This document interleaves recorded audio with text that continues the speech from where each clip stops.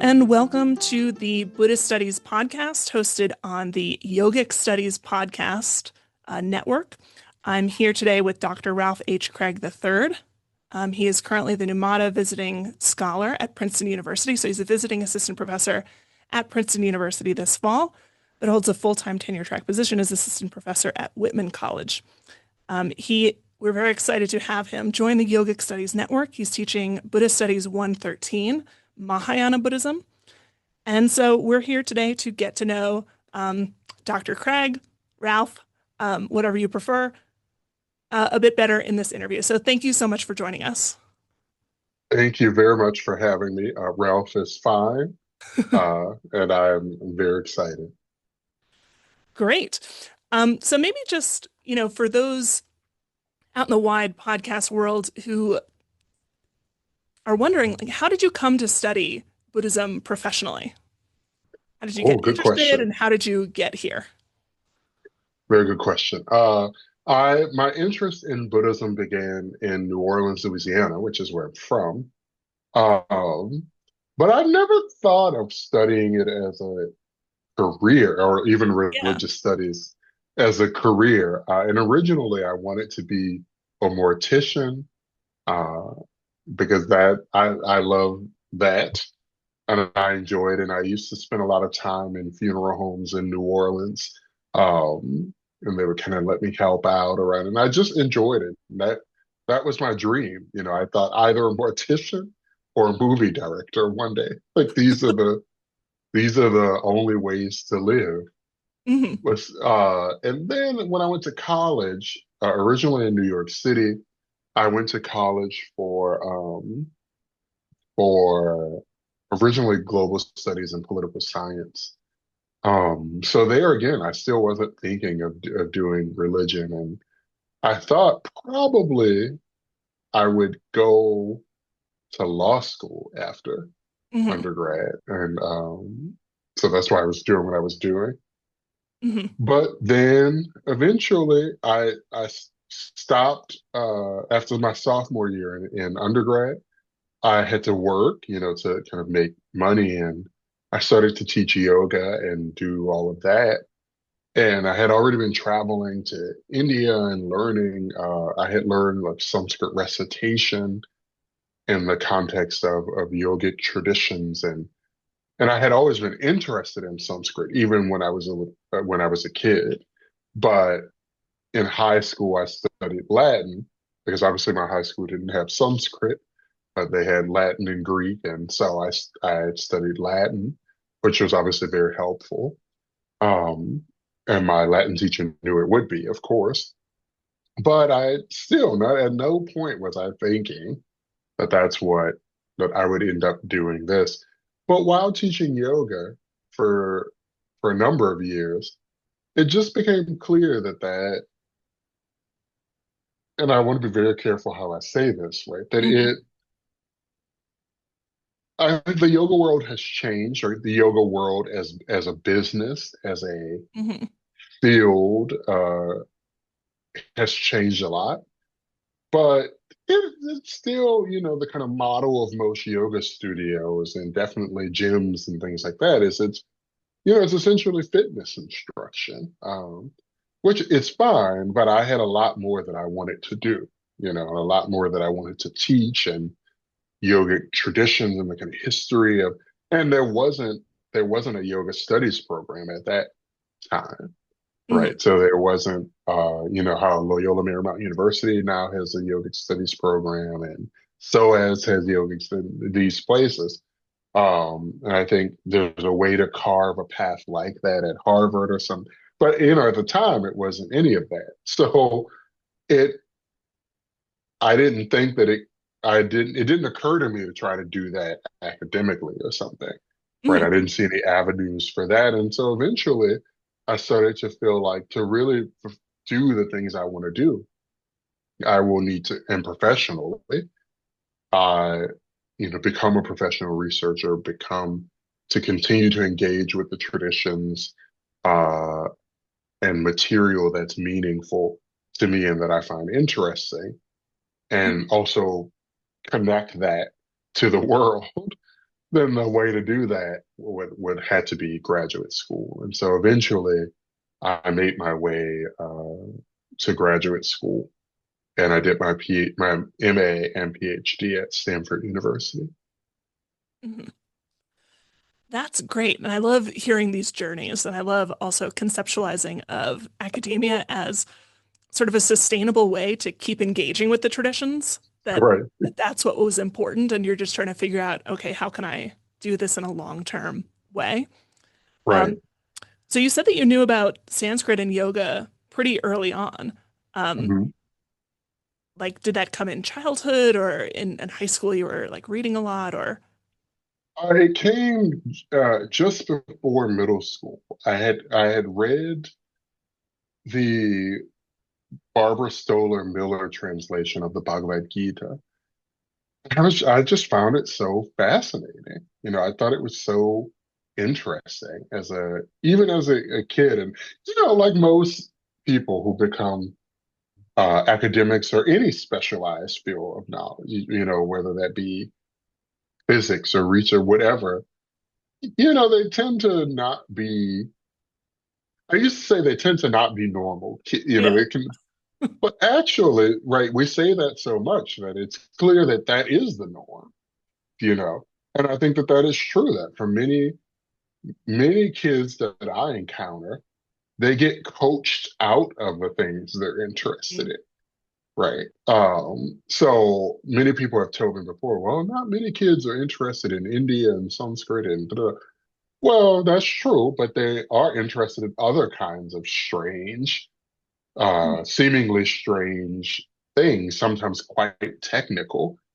And it's usually there, if that gets fostered, then that's great. And maybe they might do something with that. Or they grow and it changes, or they get kind of coach trained out of their interests, really. So now I'm starting to think, I used to share in the joke when people say, oh, you weren't like most kids. And I think in some ways that's true, sure. But I think in actually, most people's conception of children doesn't line up with how children actually often are. Yeah, But children are little philosophers. yeah, they're little philosophers. They're interest, all kinds of things, right? It's not limited. When I was a kid, I was as interested in math as quote, math as I was science, as I was literature, as I was everything. Right. I was everything that was put before me, I was interested in, and then I sought out. Right. Mhm. So I didn't have that thing growing up where you say, "Oh, I'm not I'm a math person, not an English person. I'm an English person, not a math." I didn't grow up in that kind of environment. I grew up in the environment of whatever you do, do it well. Put your all into it, right? What else are you going to do? So anyway, I got interested into India when I was a kid, and I read the Barbara Stoller Miller translation of the Bhagavad Gita, and I loved it, even on the level of literature, Mhm. and it was so deep, but then also Sanskrit, and so I was like, what is this language? But then at around the same time, I read the Hermann Hesse novel Siddhartha. So Mhm. then I became interested in this story. Now, of course, the Hermann Hesse novel Siddhartha is not Buddhism. It's, if anything, the philosophical outlook is something more like Neo-Vedanta, Mhm. uh, but using the Buddha's life story as a kind of frame narrative or something. Um, but still fascinating. And there were lines in the book when when Siddhartha says, I can think fast and wait. Mhm. That even as a kid, I was like that kind of, because I grew up in a household that was had a lot of fun and all that good stuff in New Orleans, but also had a lot of discipline. Mhm. It was like you pray twice a day every day, and you do your homework diligently, and you clean the house diligently. Like it was always all Yeah. of this stuff. Um, so it made sense to me that there was even as a kid, right, that there's a way of living. And then around that same time, I started to interact with the Buddhist community in New Orleans, and I started to do yoga, Ashtanga yoga. So all of this was happening, at around the same time. And probably the Ashtanga yoga tradition, more than anything, introduced me to Sanskrit because it has an opening prayer and it has a closing prayer. And the kind of traditional way is to count the asanas in vinyasa krama, right, in sequence, Mhm. so that each half breath has a number associated with it, right? And so for doing Surya Namaskara A, right, sun salutation A, in the Ashtanga yoga system, Ashtanga Vinyasa yoga system, there are nine counted movements, right? Mhm. It's just like ekam inhale, dwe exhale, trini inhale, chatwari, et cetera, et cetera. So I was from all around the same time reading this new literature, engaging in yoga practice, and all of this started around the age of 9. And I was kind of reading that literature, engaging in Ashtanga yoga practice, Mhm. right?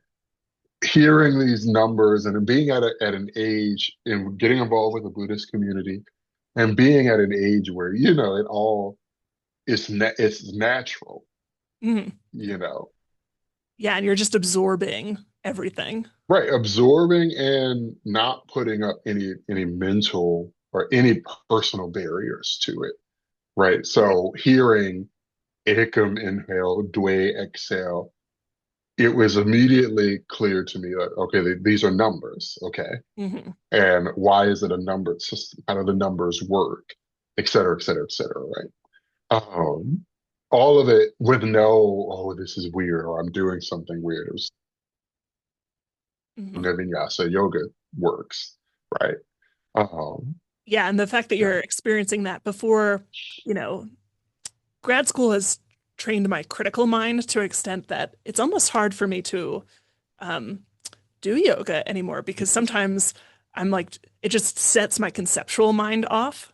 And I have to work Yeah. really hard not to have that happen. But Yeah. to really be exposed to that early on, that's fabulous. Yeah. Oh, it was great. And it went because once you started to learn, or once I started to learn later, this is a little bit later, but the Ashtanga Yoga pranayama system that also has, Vedic chants associated with it and things like that. So, breath, sound, language, movement, mind, all going together, right? Mhm. So I just loved it, it and I noticed early, even when I was looking my so by 10, 11, 12, Yeah. I noticed that practicing Ashtanga yoga intensively, which I was doing, um, I noticed that the effect it had on studying for me, that I could, I could always focus. That was never an issue, but I could sit for long periods of time. I didn't have nervous energy. I was very grounded. And I noticed that, even as, as a preteen or something, doing the practices. So that carried me all the way. But that's Mhm. how I got into these things, in particular with Sanskrit. That's great. And so your undergrad at Loyola Marymount after you were done doing politics and stuff in New York, um, did they have the yogic studies program there then? I mean, or was that in formation and perhaps you were part of the energy So pulling that together? There was a 7-year gap between my sophomore year of college when I left college and then when I returned to college. And by the time I returned to college, then I was living in Los Angeles and I went to LMU. But that 7 years had gone by. And so by then, LMU had its yoga studies master's, its MA in yoga studies. And I was in the theological studies program Hmm. there and that, finally finished undergrad there. So I was a bit older than my like, fellow undergrads who were, Hmm. 18, 19, 20, 21, I guess. And I was almost 30. You know? Hmm. So it was like a little bit of a difference. But Yeah. that I would read Sanskrit at the time, I think they were on Tuesdays or Wednesdays or something. And the director of the yoga studies program at LMU, I mean, he's been doing that Sanskrit reading group, since the 80s. And they've had so many people have passed through it. Um, and I kind of joined the stream. Yeah. So that was where I finally got to start to um, learn more about like translation and grammar and structure, um, not just recitation and use. Right? Yeah. Mhm. Yeah. And um, what were you in those 7 years between New York and LMU? What were you up to? I was teaching yoga. I traveled. I lived in Germany. Even though I had no money, and that was the reason I had to leave school after my sophomore year, I still found a way. I still made it work. I kept language training up. Mhm. I would work through my Sanskrit grammar books. Um, I was connected to various communities in New York City and then in Los Angeles, and yeah, I moved to Germany for almost a year, and just I that's what I did. I taught yoga. Mhm. That's what I did for work. I taught yoga, Yeah. but I never stopped studying. Hmm. Right? Always studying because I had always been that way. I always Yeah, you saw read these and as read lots of things, and connected. yeah, and the Ashtanga yoga tradition at that time was very, um, it had a strong intellectual component to, taking text seriously. We were reading the Gita, but also the Parokshana, which is, of course, attributed to Shankara. Mhm. We were reading, what else? We were reading commentaries on I mean, just all kinds of Yeah. material, that was like a part of it, a strong part of it. And then I was involved with this Buddhist community. And then so then they're reading different texts and studying different things. And then Mhm. myself, even the family, my upbringing, I'm a reader. I've always Yeah. read. So I would have, even if I hadn't gone back for a PhD or gone back to school, that is me. I would have never not Mhm. been studying something, right? Yeah, that is also part of what I find inspiring about the yogic studies community, right? Folks are coming from Mm, all over, but the thing that they share is a commitment to studying, even if there's not, yeah, an official grade for it, right? right. Um, teaching in university contexts, as we know, that's not always the Mm, case. You sometimes yeah, have to talk students into it a bit more. right. But yeah, the thirst for knowledge and the willingness to kind of wade through these not very easy materials. Um, Yeah. And I mean, I trained for, I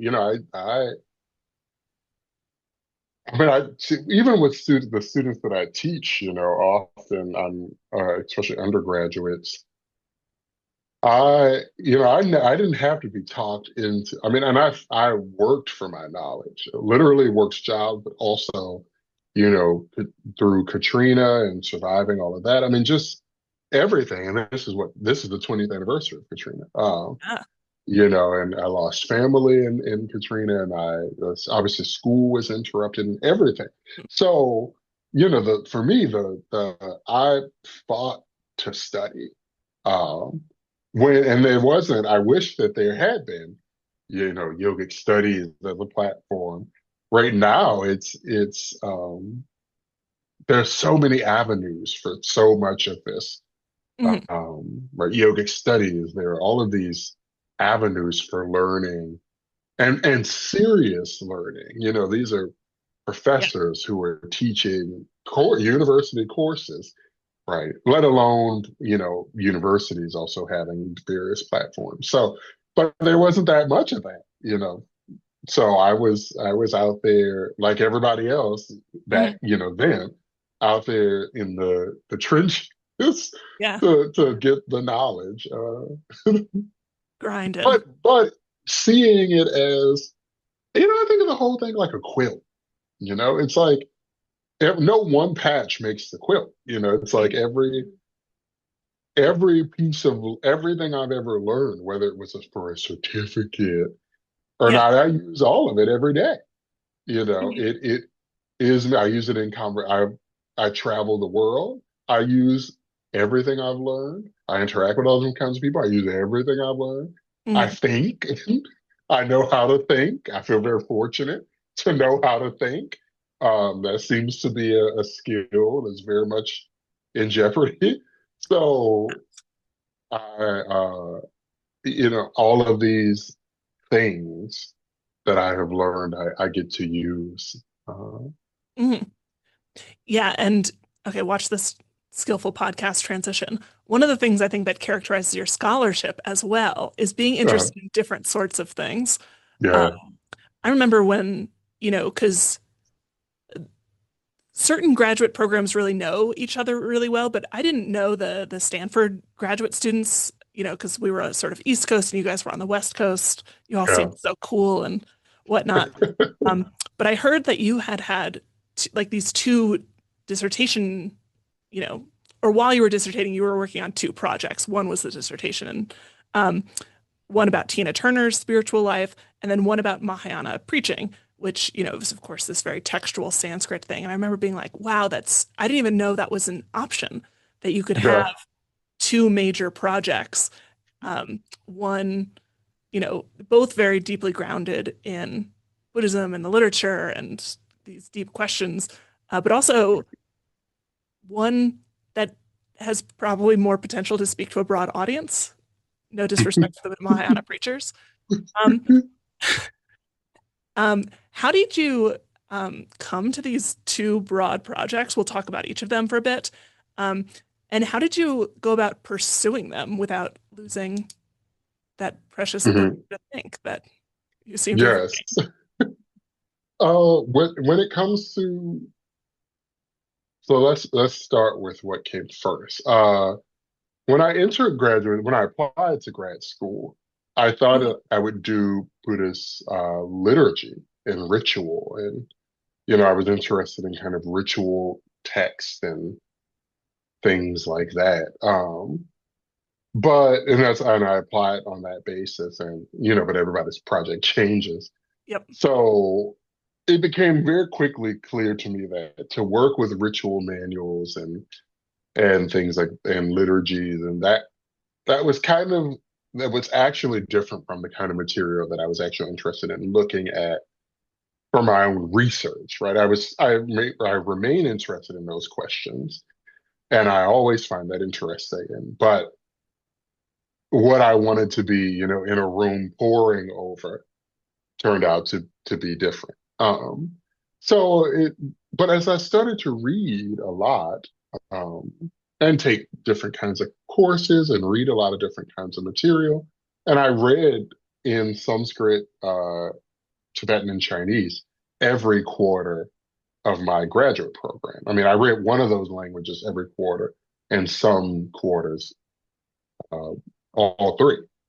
Hmm. So I was always reading, and you didn't always choose what was being read, right? It depended upon who else was in there and what projects they were doing. And some of the more advanced grad students, who were dissertating, right? Their material might get priority, or if you're starting to look at some material, your material might get priority. So because of that, we just read everything in Sanskrit, Chinese, and Tibetan, and just read. And as I would read, and I had always known about the Lotus Sutra, and I had read the Lotus Sutra so much, and I had been around Buddhist communities that center the Lotus Sutra in their practice.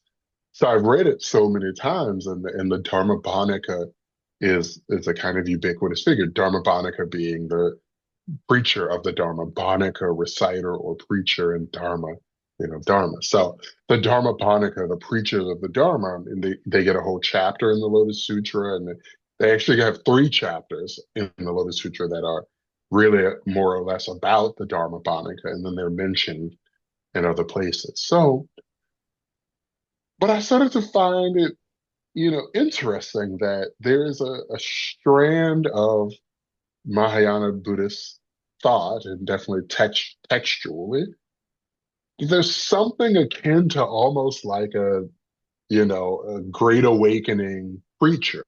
Hmm. That there is this the arousing of emotions, the gladdening people and satisfying them, and Sanskrit verbs that mean to compel and urge on and excite the people and draw people and all of these kinds of things. So I became very interested in that, and just kept making little notes and following that trail. The Tina Turner project, though, is a little bit differently. That came from I've told the story of how the project came to be so many times, Hmm. but there's also the fact that Tina Turner considered herself a Buddhist teacher, and many people have learned about, especially in American popular culture, and even in Europe, where in parts of Europe where is a very huge star and icon, learned about Buddhism from her books, from her interviews, from her movies, from her, you know, all of this. So I started to become interested in that as well, right? What does it mean that a black woman, a black popular artist is teaching Buddhism and is actively teaching Buddhism, considers herself to be a Buddhist teacher, being held by others to be a Buddhist teacher, being invested with a religious authority, right? To take that seriously and write about that. And so that book, Dancing in My Dreams, a spiritual biography of Tina Turner, that was published in Ehrman's Publishing in 2023. And that book is essentially like a genealogical study of Tina Turner's religious influences, primarily drawing on three traditions, right? Black primarily Black Baptist, but also some Black Pentecostal Christianity, metaphysical religion, or what Catherine Albanese calls like American metaphysical religion, and Soka Gakkai and Nichiren Buddhism. Right? She weaves these three together into a synthesis that she then taught from and practiced from and taught from. So I became very interested in that. And these two projects informed each other, right? Because the pre-modern material, which requires reading text across languages, requires engaging in very careful, close readings, understanding um, your sources in terms of their transmission history and, you know, history of these traditions and all of that. And I brought that same kind of care and attention that I had been trained through reading, Sanskrit, Tibetan, Chinese, all of this, Buddhist text in primary source languages. I brought that same kind of care and attention to reading Turner's life, Hmm. right? But in doing that, in reading Turner's life, and it's in the kind of engaging in this genealogical study of her religiosity and Hmm. her religious authority, that enabled me to ask particular kinds of questions of the pre-modern material that I was reading, right? What does religious authority mean in these Hmm. sutras? Who is invested in it? How are they invested with it? How are they described? What do those descriptions tell us? And so on and so forth. So these two projects were always informing each other. Right. Because that is my interest. My interest is in Buddhist religious authority. Um, Hmm. right.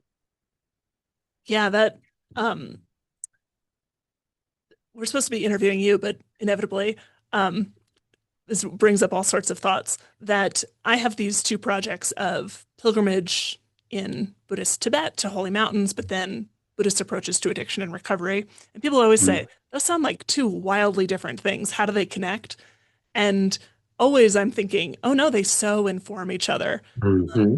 And for me, the connecting idea is, you know, um, Buddhist philosophy goes outside in some sense. Right. That it's one thing to sort of think about these ideas in the abstract. And of course, much of the literature and ideas about Buddhism in the US cast it as sort of this abstract system of thought. But then what does it do when it confronts something like a Yeah. mountain, a physical thing? Yes. Or what does it do when it confronts like the very real issues of substance use disorder? Um, Absolutely. and like then because ideas can't do anything, what are the specific concrete techniques through which Hmm. these ideas connect to those very real things in the world? And so, Absolutely. yeah, hearing you talk about the shared question of authority in Buddhism and how religious authority is constituted is fascinating here. Right. And history and historiography, that who, who is something, to whom is something separate and why, right? To whom, so say, okay, Tina Turner is a very different subject from Mahayana Buddhist sutras. Well, she spent some 50 plus years daily practicing a Mahayana sutra. So it was not, obviously, it's not separate for her. It's Hmm. not separate in the religious community she practiced within and around.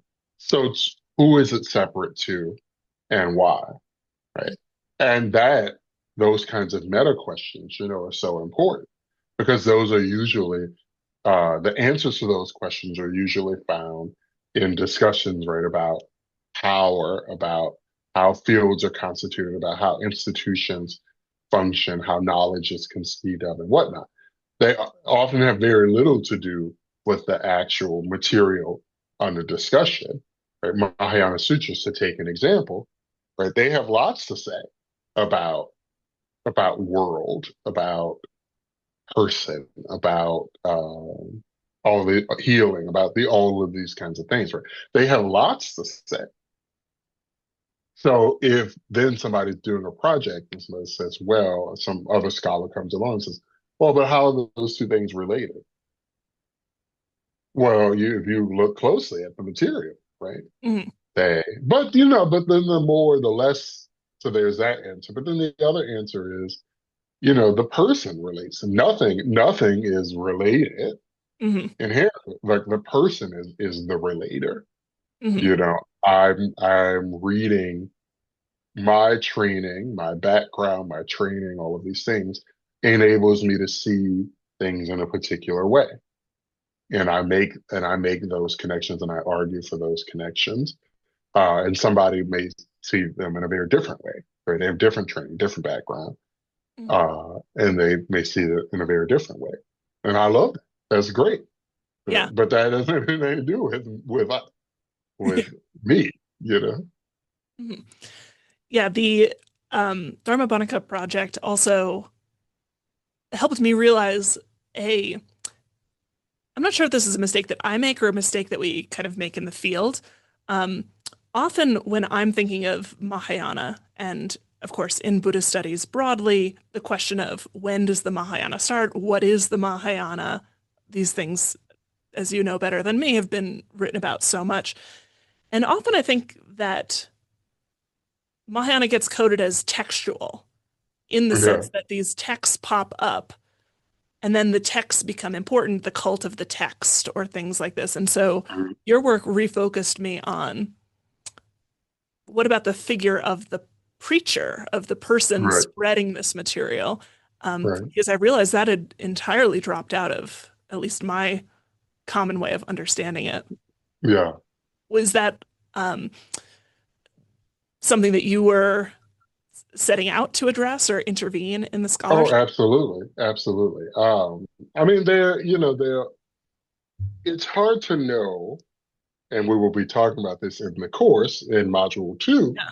of the yogic studies course. Right. There are a number of theories for the origins of Mahayana Buddhism. And one of those theories, or what we now call Mahayana Buddhism, and one of those theories is that maybe Dharmapānika has had some role in the kind of origins of Mahayana traditions and literature. But that's one theory, right? There are really four major theories and a kind of fifth, another theory out there. So really like five theories about this. Hmm. Um, but at the same time, without present knowledge, we don't know. Right? We don't know where or why this literature, right? There's kind of emic understandings and there's etic understandings, and we don't, or which is to say, inside perspectives from inside of the tradition and perspectives from outside of these traditions for understanding. And from a historical perspective, it's just we don't really know. Um, but that people were involved somewhere along the way, Yeah. that is clear. Mahayana Sutras, and this is what my work is about, they conceive of themselves as being conveyed, as being preached, recited, and preached upon, and expounded upon, and promulgated by figures of religious authority that they often call dharmabānakas. Hmm. So my project became, what do this text say about their own promulgation, and who does the promulgation? What do Mahayana Sutras expect of those who would convey the Dharma to others, right? What do they caution against? What do they want done? What are the contexts that they imagine this occurring in? How should the preacher be?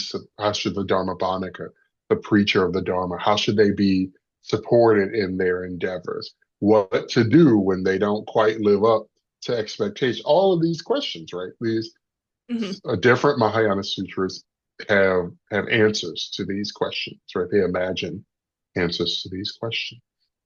Hmm.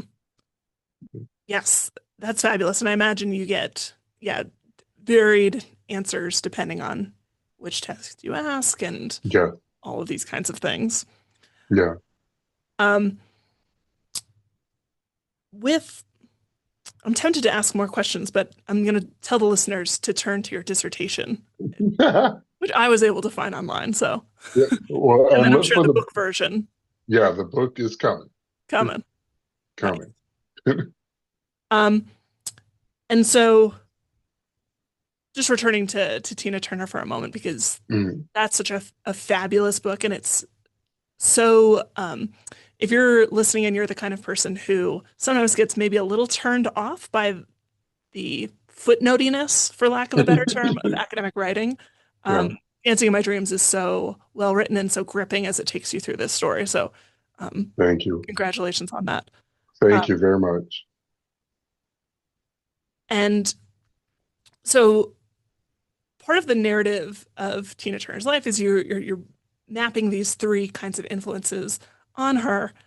And so when she eventually sort of gets introduced to Buddhism in the Hmm. 1970s, you argue that it helps her sort of make a comeback in the Yeah, 80s that yeah, she attributes to Buddhism.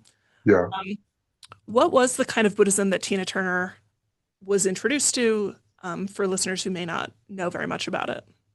So Tina Turner practiced a form of Buddhism, or Nichiren Buddhism, which is a Mahayana tradition, or a tradition of East Asian Mahayana Buddhism, right? So Nichiren Daishonin, or Nichiren Shonin, was a 13th century Japanese monk, originally of the Tendai Buddhist school, which we will talk about in module 2 of the course.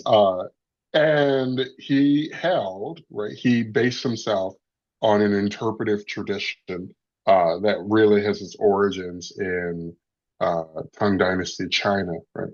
He he has his or maybe a little earlier, but he based himself on an interpretive tradition that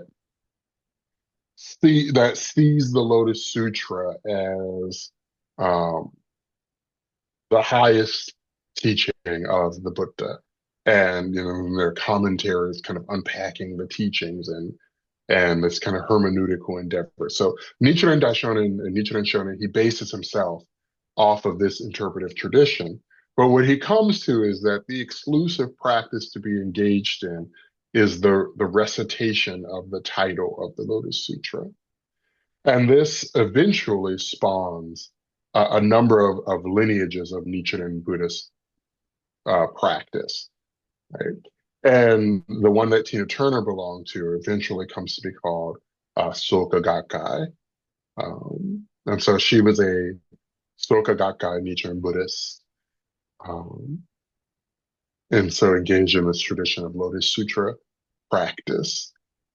And the organization, the Soka Gakkai International Organization, the Soka Gakkai organization that had been founded in one form or another in 1930, that organization eventually came to really emphasize this notion of benefits, right? Of what you could get by engaging in the practice, right? What you could get by engaging in the recitation of the Lotus Sutra and spreading that practice to others.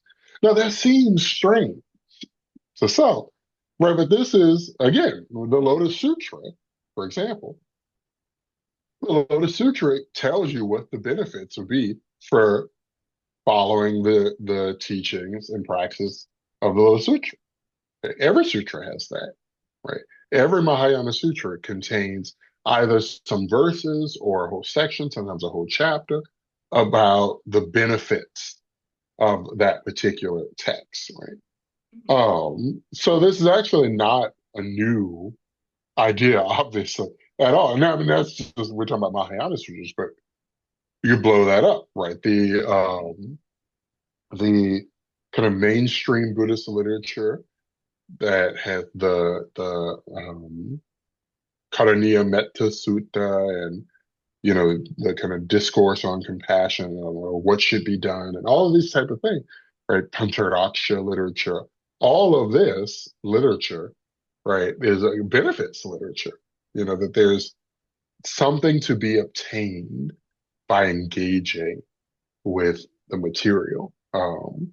So that might make some uncomfortable because of certain assumptions about what religion is and what its proper domains are, but you shouldn't misread right the sources because of that. So the Soka Gakkai tradition emphasizes the kind of the benefits to be obtained from engaging in Lotus Sutra based Buddhist practice. And Tina Turner joined the Soka Gakkai organization in the 1970s at a time where it was also that was its messaging.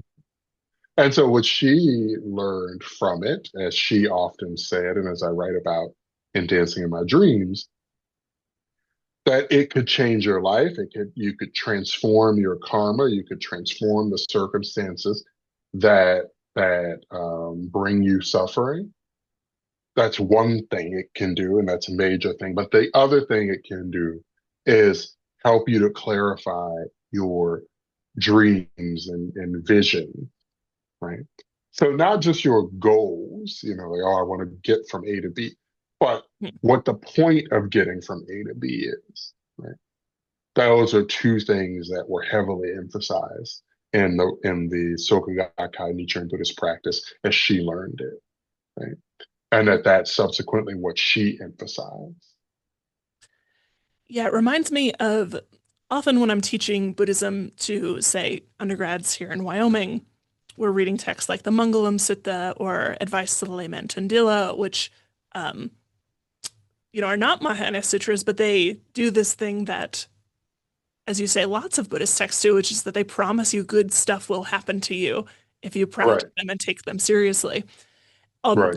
All the way from, you'll be born handsome in the next life, or you'll get, right. Right. various sorts of practical goals. But then also, it's always integrated within this sort of broader scheme of how do you think about what it is that you want. But these texts don't say, don't want all of these practical or material benefits. You should Right, want these other things. No, they say right. you can get these great things that all of us want and indeed need to live in this world. Um, Mhm. and then, at some point, maybe reframing it, or Yeah, thinking about how you see the world and all of these kinds of things. absolutely. Absolutely. I mean, this has a long history. If we talk about Buddhist traditions, this has a history and a material that even that predates Buddhism. Right? I mean, it's back to and we talk about this in module one of the Right. Yogic Studies Mahāyāna Buddhism course, where I outline spend quite a bit of time outlining the pre-Buddhist India. I spend a lot of time outlining pre-Buddhist Indian religious history, right? Because there's certain ideas that are floating, if you will, in the context that eventually produces Buddhism, right? Hmm. One idea that's coming out of kind of Vedic religion is the idea that a sacrifice has a purpose, right? Now, it's unclear, and scholars debate how much Vedic religion had permeated, Northeast India, where the Buddha was. But certainly, and that's an open question, but certainly there is kind of Vedic religious ideas have made their way to Northeast India in the Buddhist time. For that much is for sure. And Buddhist literature, kind of mainstream and early Buddhist literature displays an awareness of Vedic religion and then Brahminical religion and all of this. And one of these ideas that's key is that the sacrifice has a purpose, right? When you engage in a fire sacrifice, why are you engaging in the sacrifice, right? What is the aim? What is the purpose of this religious action you are taking? And that purpose guides the action, right? That purpose says something about the action that will be undertaken, right? This is a forerunner to certain Buddhist ideas about the mind and how the mind is the forerunner of all things, right? In a way. So without getting deep into that right now, it's just important to note, and as I go over in module one of the class, that this constellation of ideas, right, even predates Buddhism. Right? Hmm. So it is not unusual that why is not unusual at all to say that something will happen from taking this action because all action produces some effect, right? So that's karma, right? That's cause and effect, or karma vipaka, right? Hmm. Karma, action, and the ripening or the results of action, right? So Yeah. religious action is the same, right? You are promised things for engaging in the action. That makes sense. What Soka Gakkai did, especially in its early history, and under the second president of Soka Gakkai, a man named Jose Toda, who really reformulated and refashioned the Soka Gakkai into a religious organization as opposed to what it was in its early history, an education, a society of educators and kind of educational theorists. And at the time, it was called the Soka Kyoko Gakkai. So the second president of that organization, Jose Toda, he reformulates the organization really as a religious organization, and he emphasizes this idea of benefits, the kind of practical, tangible, material results in a person's life from reciting the Lotus Sutra, from propagating the teachings of Nichiren Buddhism, the Soka Gakkai and Nichiren Buddhism, right? And that your life can change from that, right? Through various historical twists and turns, that understanding is brought to the United States, and the Soka Gakkai comes to the United States, and where it intersects with Tina Turner in 1973, right? Mhm. But that's what she learned, and that's the kind of Buddhism that she was engaged in, and she emphasized that throughout her career, right? That Buddhist practice had this tremendous effect in her life and career. That's what she often talked about. Mhm. And was so one of the themes in the book is, she doesn't just identify as a practitioner of this tradition, but also as a teacher. Was that an identity that she came to at a certain point, or was this, you know, fairly common in Soka Gakkai, like that everyone who is a practitioner is also a teacher, or is this, special to Tina Turner, or All of special the above. to a smaller number of people who include Tina Turner? First, the Soka Gakkai piece, right? Because it's a predominantly lay organization, it was attached to a monastic body early in its history, but eventually that they separated, right? The Soka Gakkai was excommunicated from that parent monastic organization. But as a lay organization, in some sense, all members of Soka Gakkai are encouraged to propagate the teachings of Nichiren Buddhism, of the Lotus Sutra, of Soka Gakkai Nichiren Buddhism, and to teach others about the practice.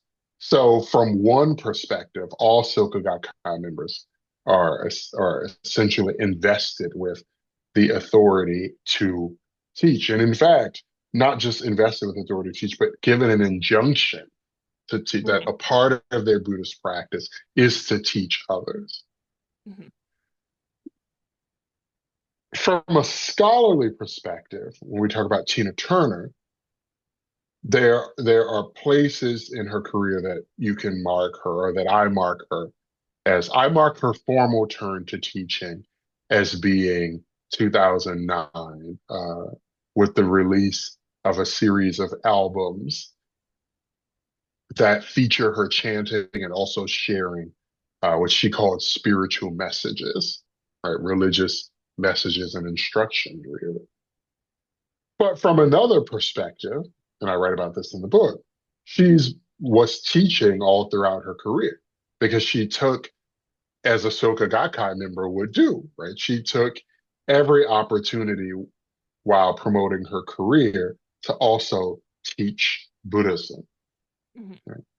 So, in her self perception, she didn't become a Buddhist teacher until later in life. Mhm. From the perspective of the religious tradition she was in, you're a teacher from the moment you start practicing.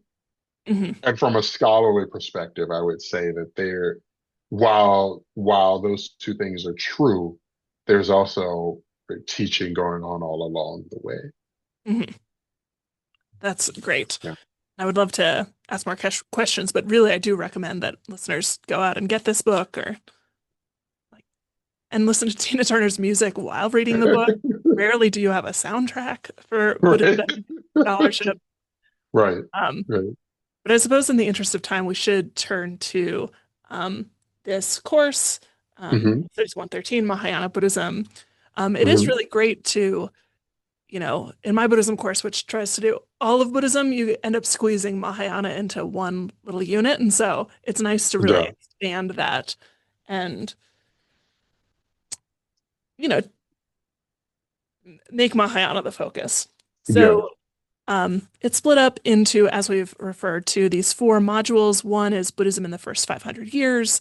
The second is vehicles, stratagems, preachers, cosmic Buddha worlds. The third is more on philosophy, emptiness, Madhyamaka, Yogacara. And for the fourth module is further directions. Um, so as you were, putting this together, um, Hmm. how did you even think about conceptualizing a course like this, putting it together? Hmm.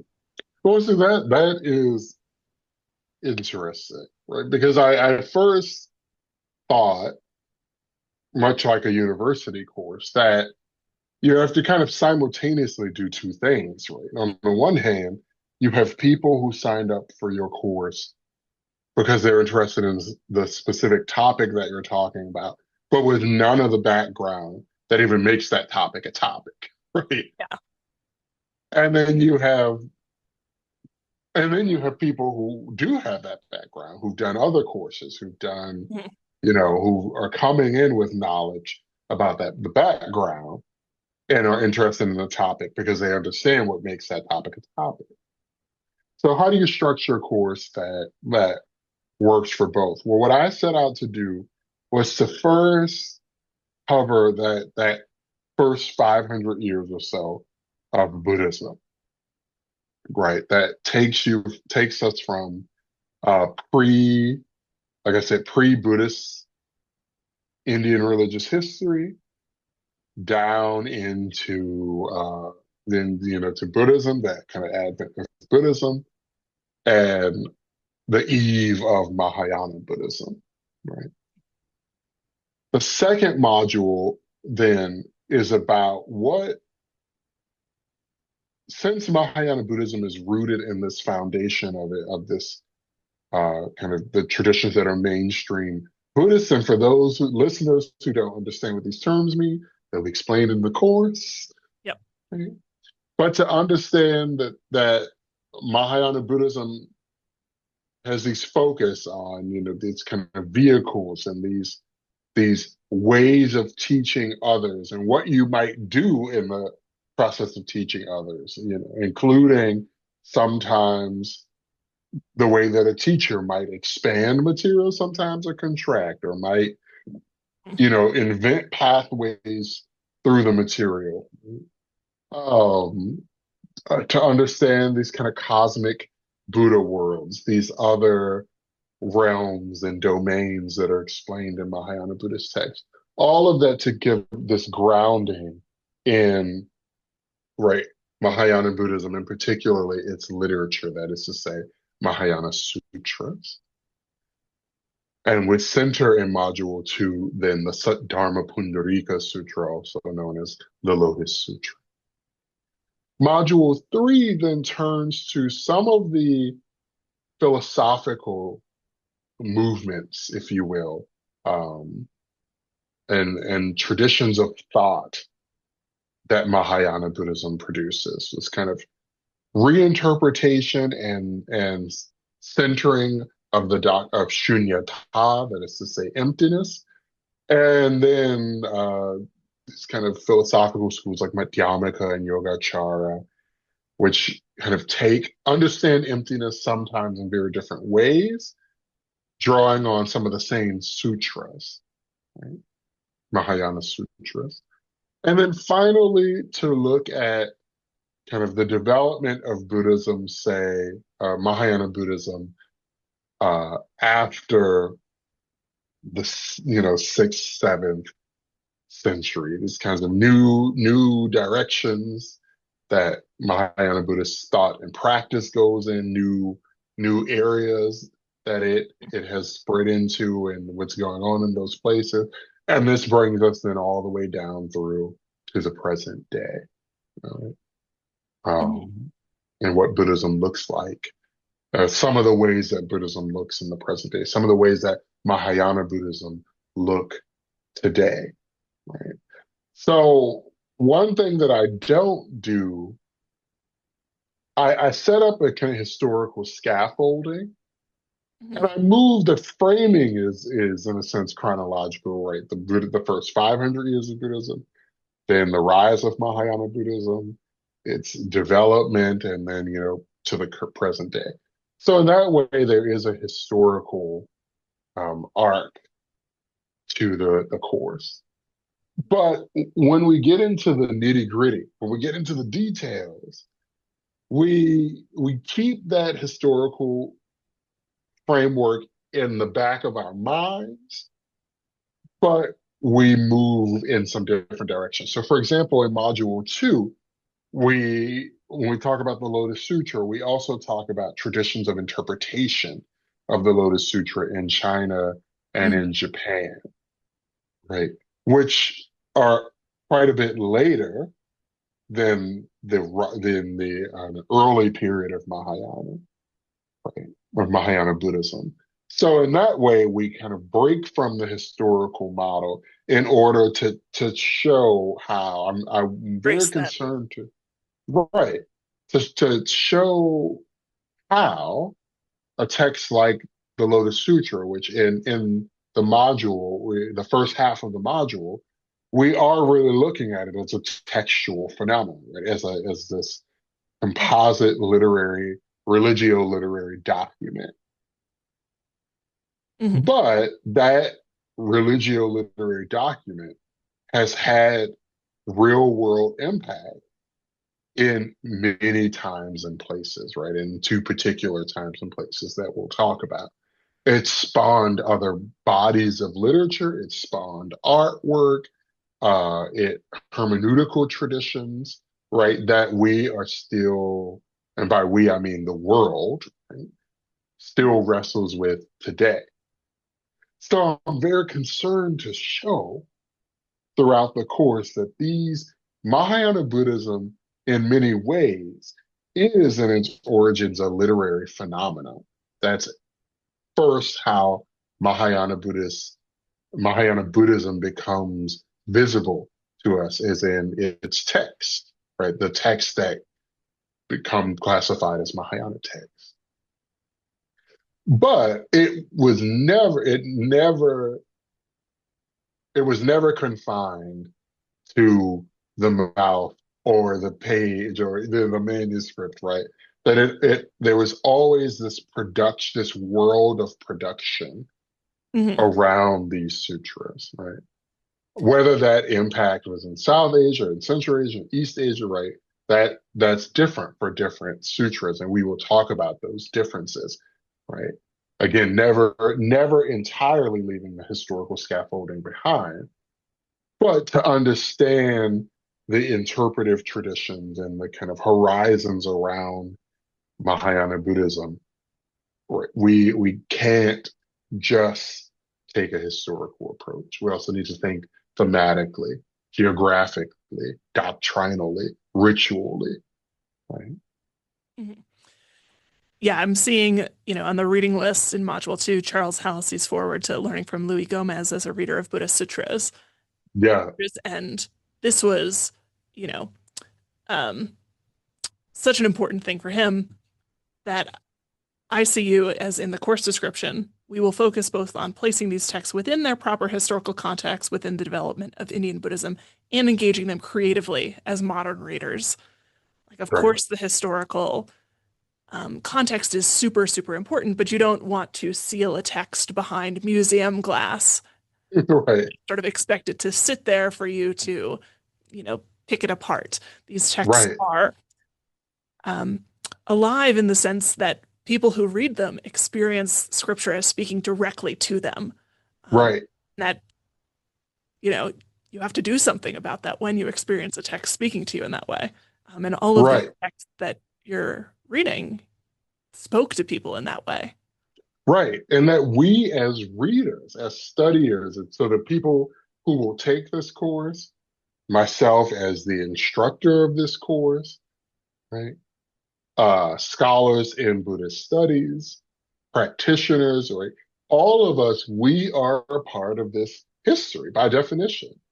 So that when the Lotus Sutra says it will be taught in future ages, we are doing that, right? We are here some 2,000 years later, wrestling with, discussing, right, challenging the text, being challenged by the text, trying to nail down what even is the text, right? We would talk about this in module 2. What is the Lotus Sutra? Right? Who's Lotus Sutra? When we talk about translation history, you know, um, what who is the Lotus Sutra and to whom? Right? All of these questions are a part of the interpretive history around this text. And so I had a student once ask me, when I was teaching about some other Mahayana texts, and they said, "Well, is it really like are the Buddha's words in the sutras really true? Or how do you know that there'll be people in a future age you're talking about?" And I said, "Well, you're a person, and did you just ask the question about Uh-huh. it?"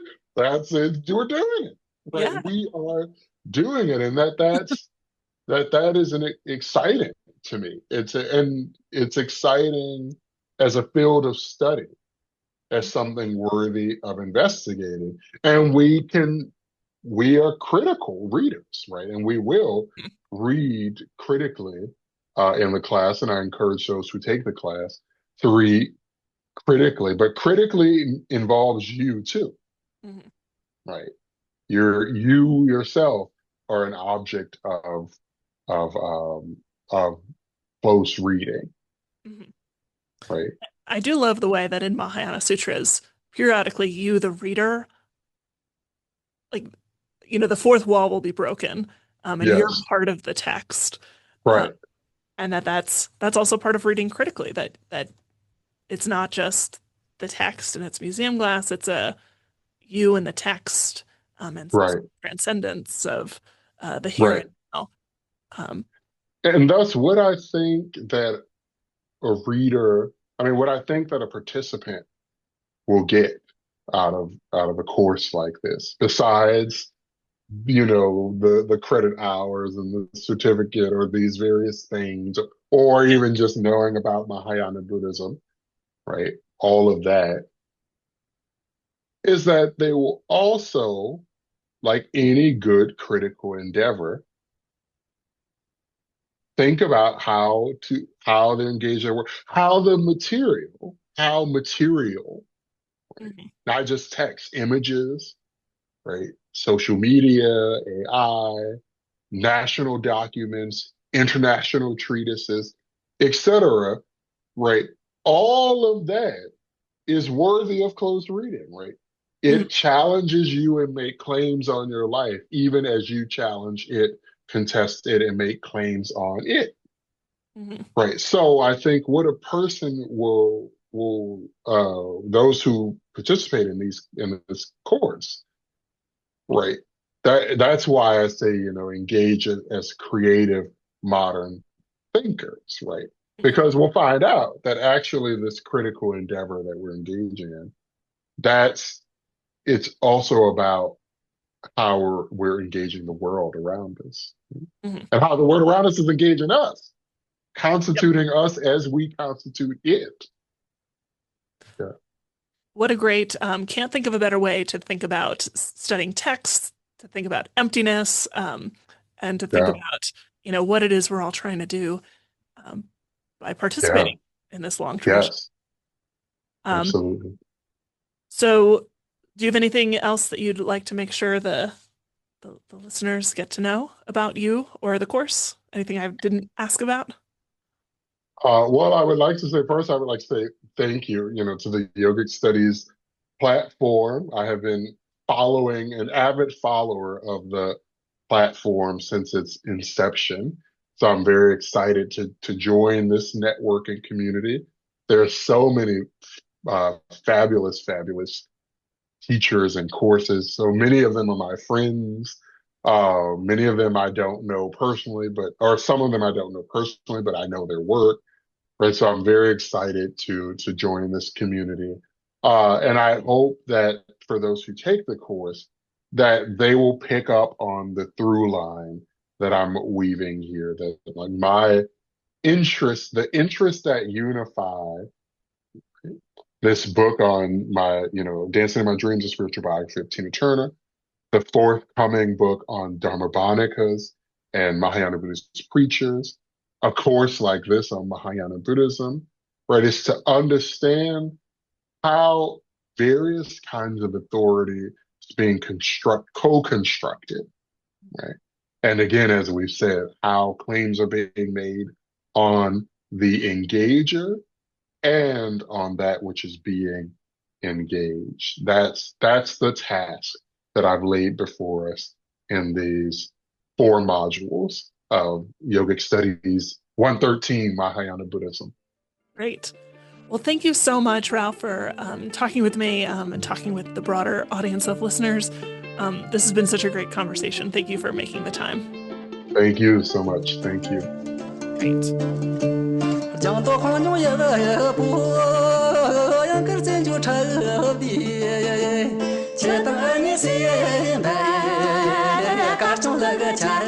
Great.